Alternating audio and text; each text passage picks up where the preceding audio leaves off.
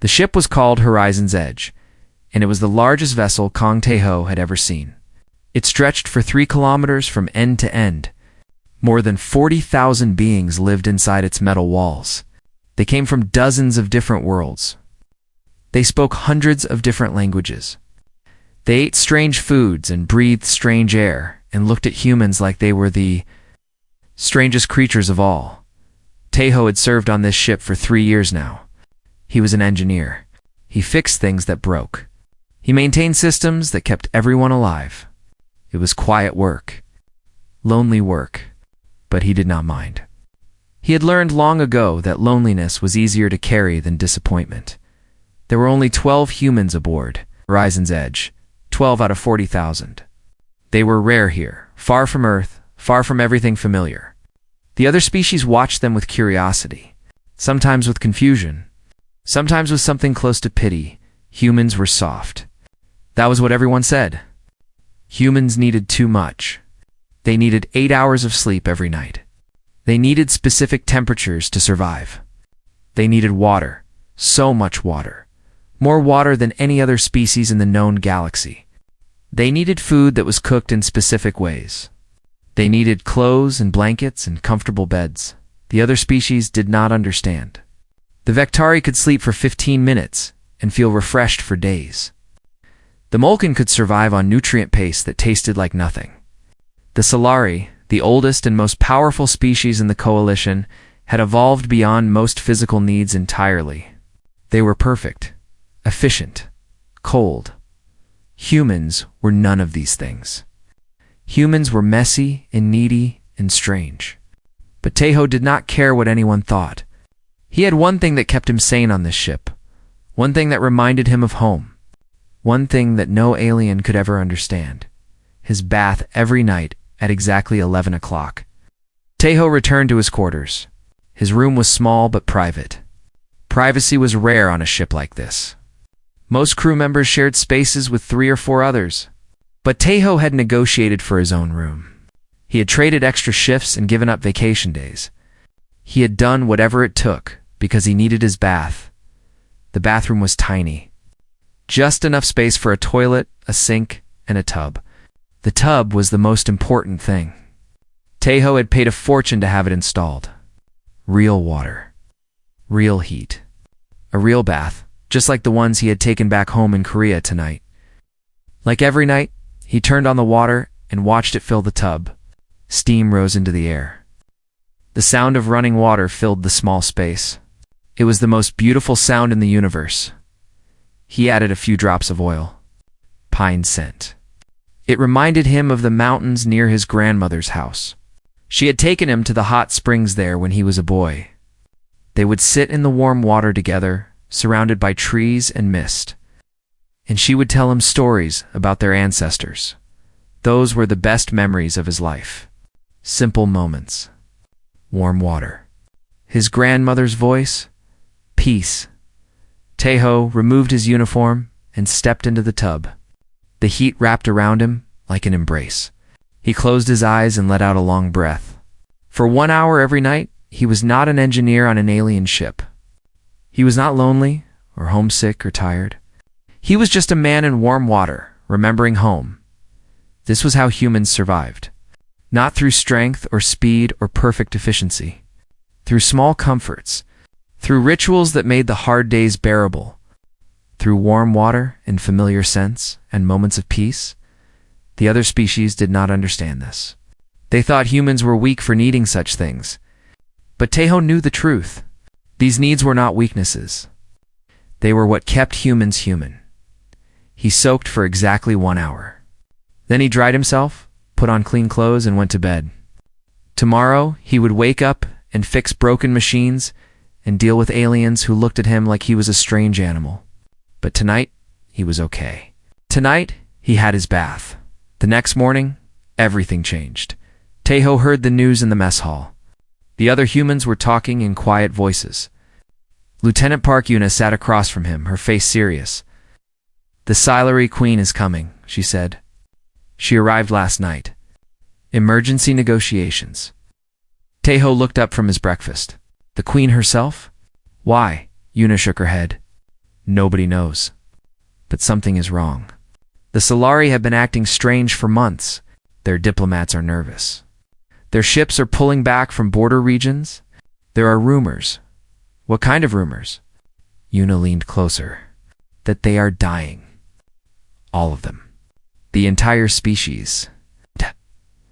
Tejo felt a chill run through him. The Solari were the most powerful species in the galaxy.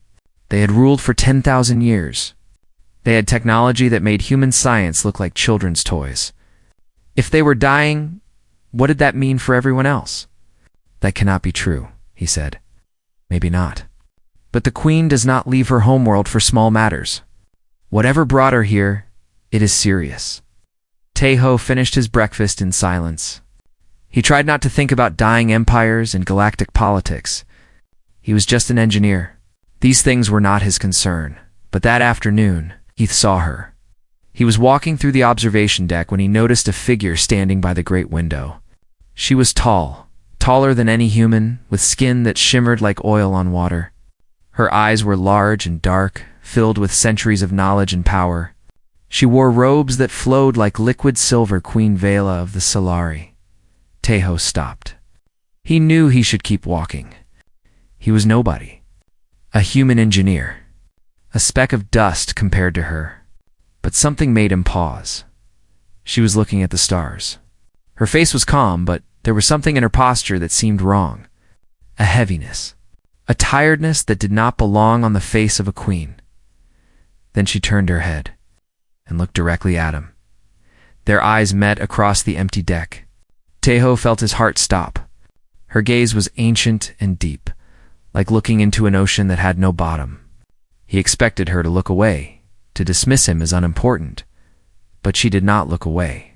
She stared at him for a long moment, and in her eyes, he saw something that surprised him. Something that did not belong in the eyes of the most powerful being in the galaxy. Fear? Then, she turned back to the stars. And the moment passed.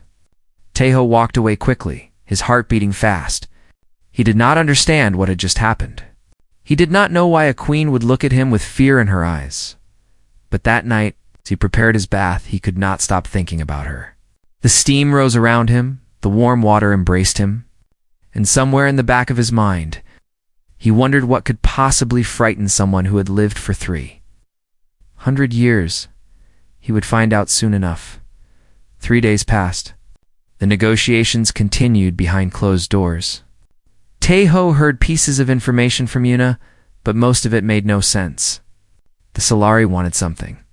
They were offering technology, star maps, resources, but what they wanted in return remained a mystery. They keep asking about human biology, Yuna told him one evening. Our doctors, our hospitals, our habits. It is strange. Why would the most advanced species in the galaxy care about how humans live? Tejo had no answer. He continued his work, continued his routines, continued his nightly baths. The encounter with the queen faded from his mind. She was a queen. He was an engineer. Their paths would never cross again. He was wrong. On the 4th night, Tejo finished his work late. It was nearly midnight when he returned to his quarters. He was tired. His muscles ached. All he wanted was his bath and his bed. He had just started running the water when he heard a knock at his door. Tejo frowned. Nobody visited him at midnight. Nobody visited him at all. He turned off the water and walked to the door. When he opened it, his breath caught in his throat. Queen Vela stood in the corridor. Alone. No guards. No attendants. No ceremony. She wore simple robes instead of her royal garments. Her iridescent skin, which had shimmered so beautifully 3 days ago, now looked dull. Dark patches spread across her arms and neck like bruises. She looked at him with those ancient eyes, and she spoke in a voice barely above a whisper. Human, I need your bath. Ho stared at her. He was certain he had heard wrong. What? Your bath, she repeated. The water ritual you perform each night. I need it. I do not understand. You are the queen. You have access to anything on this ship. Why would you need my? Because I have tried everything else. Her voice cracked. just slightly, and Teho saw something break behind her eyes. My physicians have failed. My scientists have failed. Our technology, all 10,000 years of advancement, has failed. I am dying. My people are dying. And the only thing left, the only possibility we have not explored, is the primitive water rituals of humans. Teho felt the world tilt beneath him. A queen stood at his door, asking for his bath. It was impossible. It was insane. But her face showed no trace of mockery or manipulation, only desperation. Please, she said. The word seemed to cost her something, perhaps everything. Queens did not say please. Queens did not beg. I have nowhere else to go. Teho looked at her for a long moment. He thought about protocol. He thought about the 1,000 reasons he should refuse. He thought about how much trouble he could get into for letting an alien queen into his private quarters at midnight. Then he thought about his grandmother, about how she had taught him that helping others was never wrong, no matter how strange the circumstances. He stepped aside and opened the door wider. Come in. Queen Vila entered his small room. She had to bend slightly to fit through the doorway. In this tiny human space, she seemed even more alien, even more out of place. She looked around at his simple belongings, his narrow bed, his books, his photographs of Earth. It is small, she said. Yes. It is warm. Humans need warmth.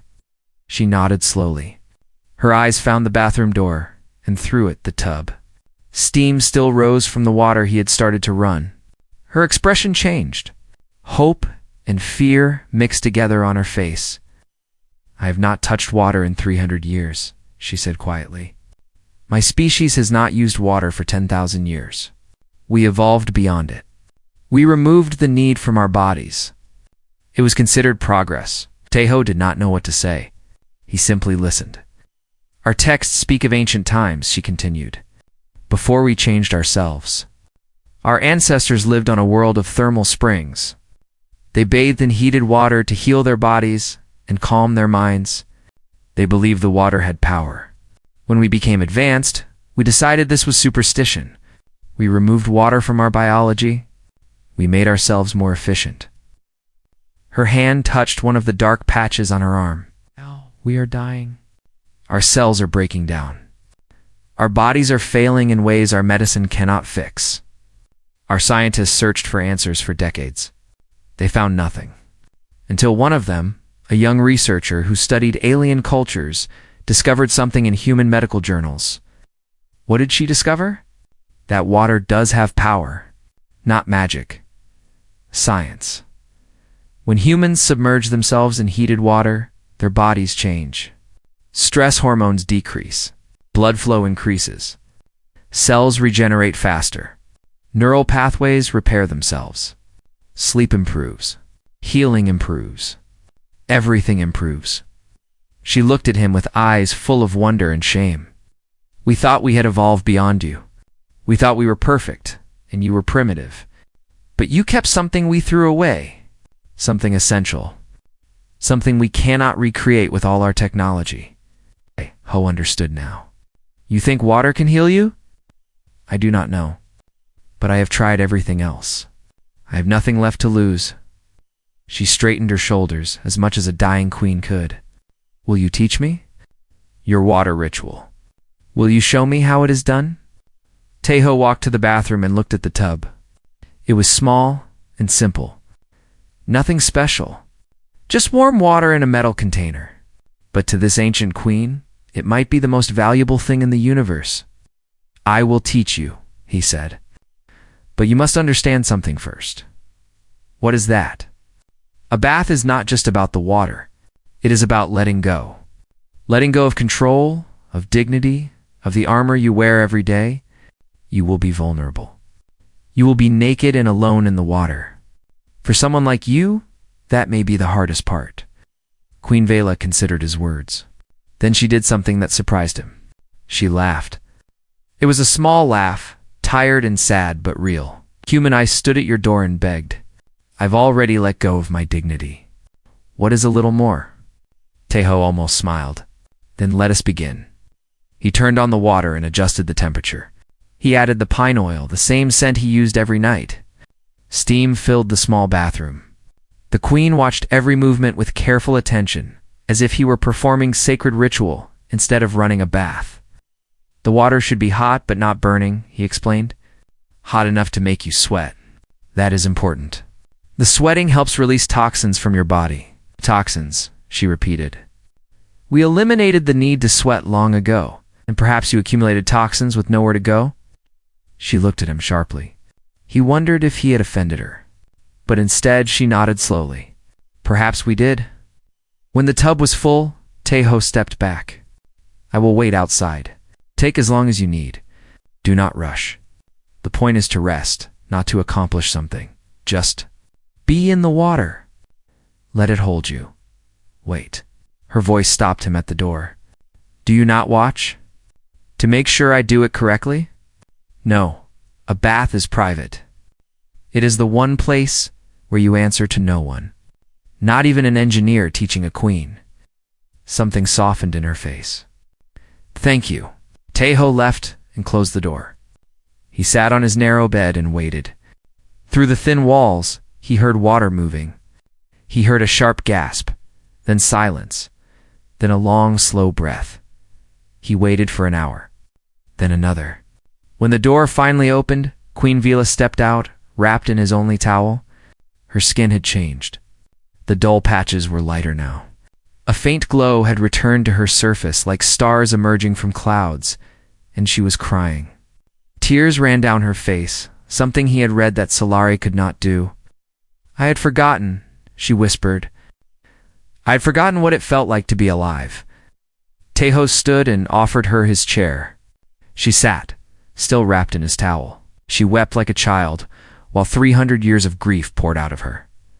Outside, Lieutenant Park Eunice stood guard at the door.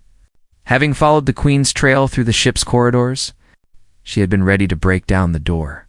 But when she heard the quiet inside, the weeping and the whispered words, she chose to wait. She chose to protect whatever was happening in that small room. Some things, she understood, were more important than protocol. The next night, Queen Vela returned. And the night after that? And the night after that, each time she knocked at midnight. Each time, Tejo let her in. Each time, he prepared the bath while she watched and learned. It became a ritual between them, strange and sacred. A human engineer and an alien queen. Meeting in secret to practice something her species had forgotten 10,000 years ago. On the third night, the queen asked questions. Why pine scent? She wanted to know. Why not something else? Tejo added the oil drops to the water and watched them spread across the surface. It reminds me of home. When I was young, my grandmother took me to hot springs in the mountains. Pine trees grew all around us. The smell of pine means safety to me. Peace. Your grandmother taught you this ritual. In a way, she did not teach me the science. She just took me there, sat with me, and let the water do its work. I learned that baths were important by feeling it, not by understanding it. Queen Vila considered this. We Solari do not learn that way anymore. We learn through data, through analysis, through perfect understanding. Feeling is considered unreliable. Feeling is how humans survived for thousands of years before we had science. Sometimes the body knows things, the mind does not. She did not argue. She was learning slowly to trust what she felt instead of what she calculated. On the fifth night, she struggled. Tejo heard splashing from the bathroom, then a sharp cry. He rushed to the door. Are you hurt? No, her voice was strained. The water feels like it is attacking me. My skin burns. My instincts tell me to flee. That is fear, not danger. The water cannot hurt you. Your body has simply forgotten how to accept it. How do I make the fear stop? Tejo thought about his grandmother, about the nervous little boy he had been the first time she brought him to the hot springs. He had been scared too. The heat had felt overwhelming. But she had held his hand and told him something he never forgot. Breathe, he said through the door, slow and deep. In through your nose, out through your mouth. Do not fight the water. Let it support you. You are not drowning. You are floating. You are safe. Then he heard her breathing, slow and deliberate. The splashing stopped. After a long moment, she spoke again. It is holding me. Yes, the water does that. It carries what you cannot carry yourself. More silence. Then, very quietly, she said something in her own language. Tejo did not understand the words, but he understood the tone: gratitude, wonder, relief. By the second week, Queen Vela could stay in the bath for a full hour. Her skin had improved greatly. The dark patches were almost gone. The glow had returned stronger than before. But more than her body, something in her spirit was changing. She smiled sometimes. She asked about his life, his family, his home on Earth. She listened when he told her about Korean food and Korean songs, and the way Korean people gathered in bathhouses called Gimgilbung to sweat together and gossip and be human. You bathe together? She asked, surprised. In public. We have rooms where people sit in heated water or heated rooms. Strangers sit side by side. They talk about nothing and everything. They help each other relax. It is very common in Korea. It seems vulnerable to be naked with strangers. It is. That is the point. When everyone is naked, nobody has armor. Nobody has rank. You are all just people, sharing heat and time. It makes you feel connected. Queen Vila was quiet for a long time. My people have forgotten how to connect. We communicate through data streams and formal protocols. We have not shared physical space with each other in generations. We thought we had evolved beyond the need for such things. And how has that worked? She did not answer. She did not need to. The dying species spoke for itself. On the 15th night, something important happened. Tejo prepared the bath as usual. But when Queen Vila emerged an hour later, she did not immediately dress. She sat in the chair wrapped in her towel, and she looked at him with serious eyes. I have been speaking with my physicians, she said.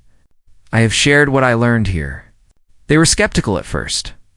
Water therapy seemed too simple, too primitive, but they ran tests. My cellular decay has slowed by 40%. My neural activity has improved. My hormone levels are stabilizing. Tejo felt his heart lift. That is wonderful. Wow. It is more than wonderful. It is impossible. 10,000 years of Solari science could not achieve what your bath achieved in 2 weeks. Do you understand what this means? I think so. It means we were wrong. About everything. We thought perfection meant removing needs, becoming independent, relying on nothing but ourselves. But life does not work that way. Life needs inputs. Water, rest, connection, time to do nothing. We called these things weaknesses. We removed them. And without them, we are dying. She stood and walked to the small window in Tejo's room. Outside, stars drifted past slowly. Humans kept all the things we threw away. You sleep for hours. You bathe in water. You eat food that takes time to prepare. You sit with strangers in heated rooms and talk about nothing. You waste time in ways we considered foolish. She turned to face him. But you are thriving. Your species is young and small, but you are healthy, strong, alive in ways we have forgotten how to be. You kept the wisdom we discarded. Tejo did not know what to say. He had never thought of human needs as wisdom. He had always seen them as burdens, as weaknesses that aliens mocked them for. But maybe that was wrong. Maybe the things that made humans soft also made them strong. What will you do now? He asked. I must save my people. But I cannot do it alone. The Solari will not accept water therapy simply because their queen orders it. They will need proof. They will need teachers. They will need... She hesitated. They will need humans. Humans. You are the only species that still knows how to rest, how to bathe, how to heal through simple comforts. I need your help. Not just yours, but all of humanity. I need you to teach my people what you taught me. The weight of her request settled on Tejo's shoulders. This was not about one bath or one queen anymore. This was about the fate of an entire species, maybe the fate of the galaxy. "I am just an engineer," he said. "I fix machines.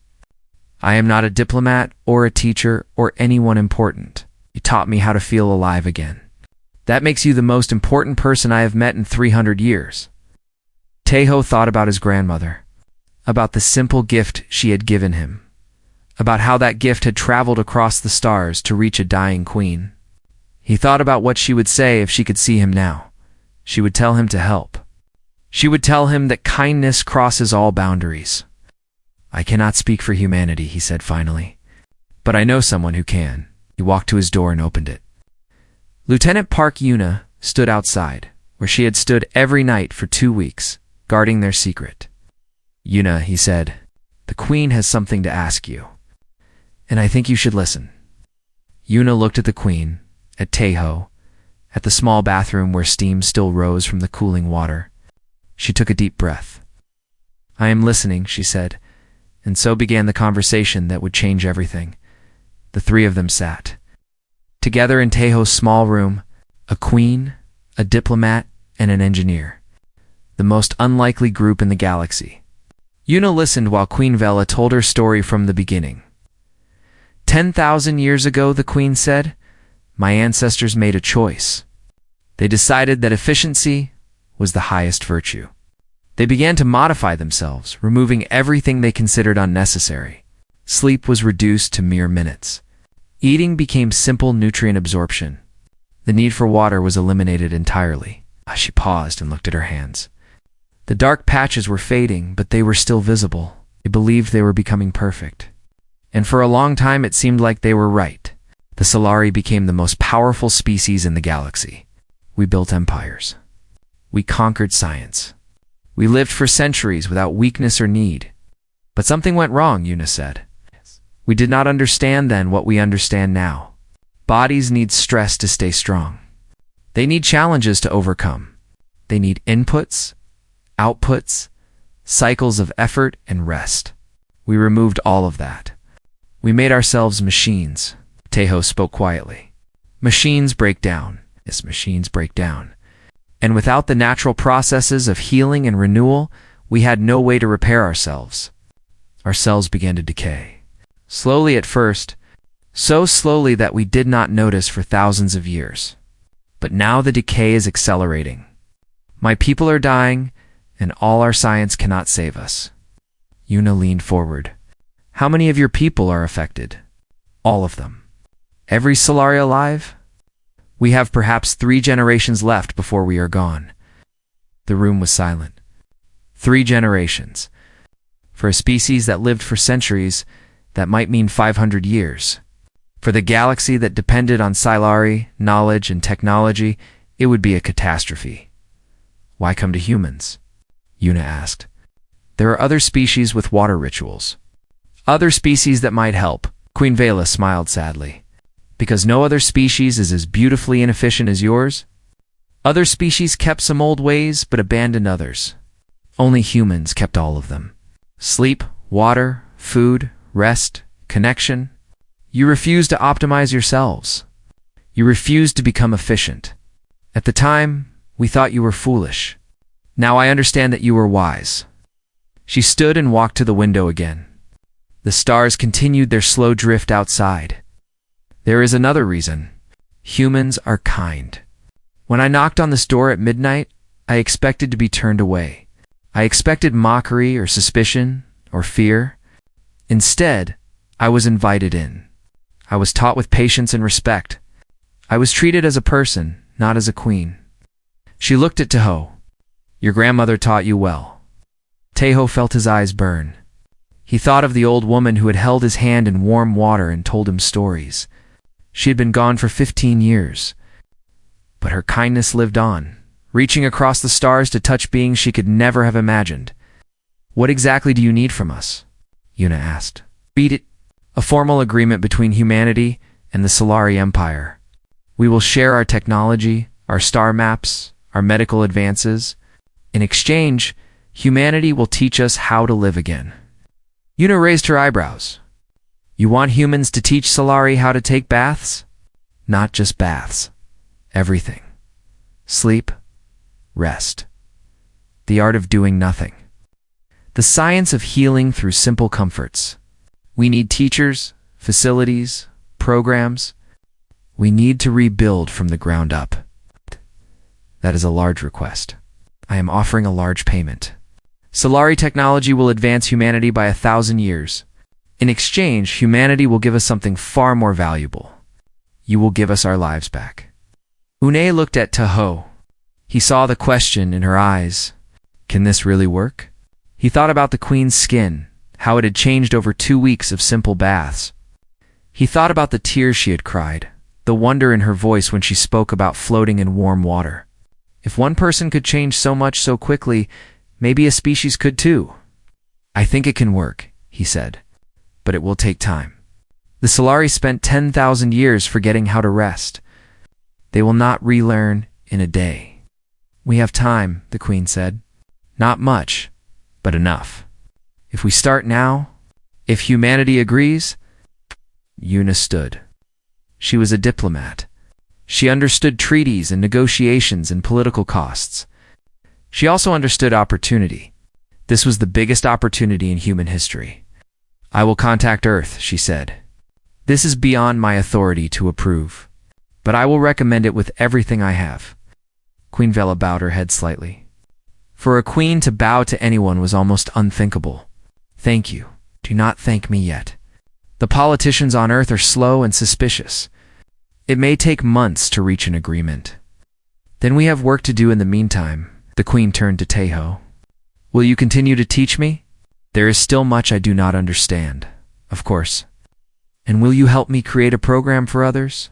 My advisors, my physicians, select members of my court.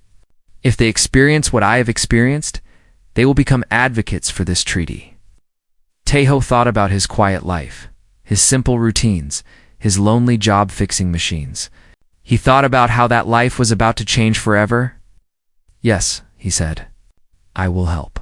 Guinevere smiled. It was a real smile, warm and grateful and alive. Then let us begin. Tonight I would like to learn about something you mentioned before, the Jimgilbung, the place where strangers sit together in heat and become friends. Tahoe laughed. It was the first time he had laughed in years. That is a lesson for another day. Tonight, let us just enjoy the bath. And so they did. An engineer and a queen, sharing warm water and quiet conversation while outside. The stars watched and waited for the galaxy to change. 6 months later, the galaxy was different. The Treaty of Thermal Waters was signed on a space station between Earth and the Solari homeworld. Diplomats from both species gathered in a room that had been specially designed for the occasion. Half the room was human, with comfortable chairs and warm lighting. Half the room was Solari with their traditional cold efficiency. In the middle, a small fountain sent warm water cascading into a pool. It was the first fountain the Solari had built in 10,000 years, Lieutenant Park. Una stood beside Kong Tahoe as the treaty was signed. She had been promoted twice in 6 months. The work of building this agreement had made her famous, but she never forgot who had made it possible. "You should be up there," she whispered to Tahoe. "You started all of this." "I did not start anything. I just opened a door." That is exactly what starting something looks like. The treaty was simple in concept, but revolutionary in practice. The Solari would share their technology with humanity. Faster ships, better medicine, energy sources that could power cities for centuries. In exchange, humanity would teach the Solari how to live again. Human experts were sent to Solari worlds. Doctors who specialized in sleep medicine, therapists who understood the psychology of rest, engineers who knew how to build bathhouses and spas and hot springs, and ordinary people who simply knew how to relax. The first Jimgilbang on the Solari. Homeworld opened 3 months after the treaty was signed. It was a strange sight. Tall, glowing aliens sitting in heated rooms alongside short, soft humans. At first, the Solari were stiff and uncomfortable. They did not know how to do nothing. They did not know how to simply exist, but slowly they learned. An old Solari general sat beside a young human teacher. They did not speak the same language, but they sat in the heat together, sweating together, being uncomfortable together.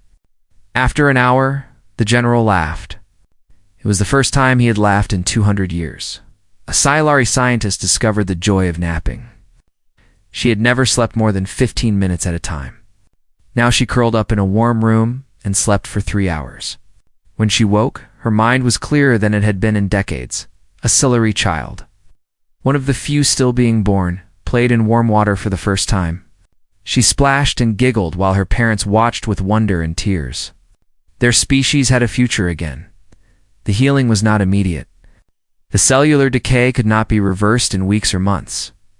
But it slowed. Then it stopped. Then, slowly, it began to reverse. The Silari bodies remembered what they had forgotten. They remembered how to repair themselves. Queen Vela monitored the progress from her palace. She received reports every day about bathhouses opening, about sleep clinics being established, about her people learning to rest. And every night, she continued her own ritual. She had a bath installed in her private chambers. It was large enough for a queen, made of materials worth more than most planets. But she still used pine oil. She still soaked for exactly 1 hour. She still thought of a small human room on a ship called Horizon's Edge, where she had learned to feel alive. 1 year after the treaty was signed, she returned to that ship. Horizon's Edge was in orbit around Earth, taking part in a cultural exchange. Silari and humans mingled throughout the vessel, learning from each other. The ship that had once housed 12 lonely humans now hosted thousands of visitors from both species. Queen Vela walked through the corridors alone. She had left her guards behind. She did not need them here. This ship had become something sacred to her, the place where everything changed. She found her way to a familiar door and knocked. Tae-Ho opened it. He looked the same as he had a year ago. A little older, perhaps. A little less lonely. He had become famous without meaning to. The human who taught a queen to bathe. He could have had any job he wanted, any position, any honor. He chose to stay an engineer. He still fixed things that broke. He still maintained systems that kept everyone alive. Some things did not need to change, Your Majesty, he said with a small bow. Please. After everything, I think you can call me Vela. Vela. The name felt strange on his tongue. But good strange. Would you like to come in? I would. His quarters had not changed much. Still small. Still simple. Still warm. The tub was still there, waiting. Queen Vela held out a small vial. Inside, water caught the light. This is from the first thermal spring we restored on my homeworld. The water flows from deep underground, heated by the planet's core. My ancestors bathed in this spring 10,000 years ago. Now my people bathe in it again. She placed the vial in his hands. I want you to have it. To thank you for what you gave us. Tae-Ho looked at the vial. Such a small thing. Just water. But he understood what it meant. A species reborn. A galaxy changed. And it all started with a knock at midnight. Would you like to stay? He asked. The bath is warm. Vela smiled. I was hoping you would ask. He prepared the water while she watched. He added the pine oil, the same scent as always. Steam rose into the air. The ritual continued, unchanged by time or politics or the weight of empires. You know, she said, my people have a new word. They invented it just for this. The closest translation in your language is bath friend. It means someone who shares the sacred ritual of water with you. Someone who sees you vulnerable and holds you anyway. I like that word. You're my first bath friend. And I hope you will be my last. Tae-Ho smiled. I think I can manage that. They sat together in the warm water, two beings from different worlds, sharing silence and steam and peace. Outside, the stars drifted past, ancient and patient. They had seen empires rise and fall. They had seen species vanish and new ones emerge. But they had never seen anything quite like this. Two species, learning from each other, growing together, saved not by weapons or technology, but by the simplest human comfort. A bath, a breath, a moment of rest. Sometimes, that is all it takes to save a galaxy.